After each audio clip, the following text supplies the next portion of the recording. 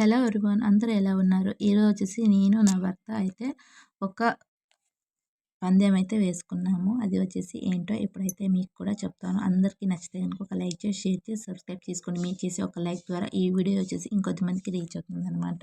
నా భర్త వచ్చేసి, నేను ఒక ప్రశ్న అడుగుతాను, నువ్వు జవాబు చెప్పలేకపోతే నీకు 50 రూపాయలు అయితే ఇస్తాను. అదే నువ్వు అడిగిన ప్రశ్నకి నేను జవాబు చెప్పలేకపోతే నేను నీకు 5,000 ఇస్తాను అనేసి అడిగాడు. అప్పుడు నేను బాగా ఆలోచించి సరే అండి అనేసి అన్నాను.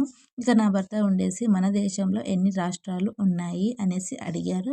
ఇంకా నాకైతే ఇంకా బాగా ఆలోచించేసి నాకు కరెక్ట్‌గా తెలియదండి అనేసి ఆలోచించి ఏదో ఒక 50 అనేసి ఒక ఆన్సర్ అయితే ఇచ్చాను. ఇక నా భర్త ఉండేసి చూసావా నా పవర్, ఇప్పుడు నువ్వు అడుగు, ఇప్పుడు నేను నీకు ఆన్సర్ చెప్తాను అనేసి ఇంక నా భర్త అయితే అన్నాడు. ఇక నేనుండేసి 2 కాళ్ళ జీవి పడుకున్నప్పుడు 3 కాళ్ళు ఉంటాయి, దాని పేరు ఏంటో నువ్వు చెప్పగలవా అనేసి అడిగాను.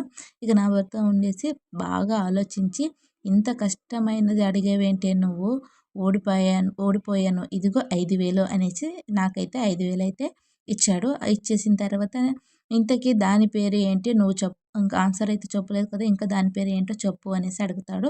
దానికి నేను ఇదిగోండి, మీరు నాకు 5,000 ఇచ్చారు కదా, ఇదిగోండి మీకు 50 రూపాయలు ఇస్తున్నాను. మీరు నాకు కూడా దాని పేరు తెలియదు కాబట్టి నేను ఓడిపోయాను. అందుకే మీకు 50 రూపాయలు ఇచ్చాను, తీసుకోండి అనేసి అయితే 50 రూపాయలు అయితే ఇచ్చేసాను. ఇందులో గెలిచింది ఎవరు? నేను గెలిచానా, మా హస్బెండ్ గెలిచారా అనేది మీరు కామెంట్ సెక్షన్‌లో కామెంట్ చేయండి. ఎవరు గెలిచారో, ఎవరు లేదనేసి. ఇంకా ఇంకొక జోక్ అయితే చెప్తాను. ఇంకొకటి వచ్చేసి మా ఆయనకొచ్చేసి నా మీద అయితే కోపం అయితే వచ్చేసింది. ఆవేశం వచ్చేట్టుగా అయితే రెచ్చగొట్టాను. అది ఏ విధంగా అనేది ఇప్పుడైతే చెప్తాను. ఇక నేనొచ్చేసి ఏమండి టిఫిన్ అయితే పెట్టనా, తినేస్తారా అనేసి అడిగాను. దానికొచ్చేసి నా హస్బెండ్ వచ్చేసి పెట్టు అనేసి అన్నారు. ఇక నేనుండేసి స్నానం చేసి తినొచ్చు కదా అనేసి మళ్ళా అడిగాను. దానికి సర్లేవే అలాగే అనేసి అంటాడు.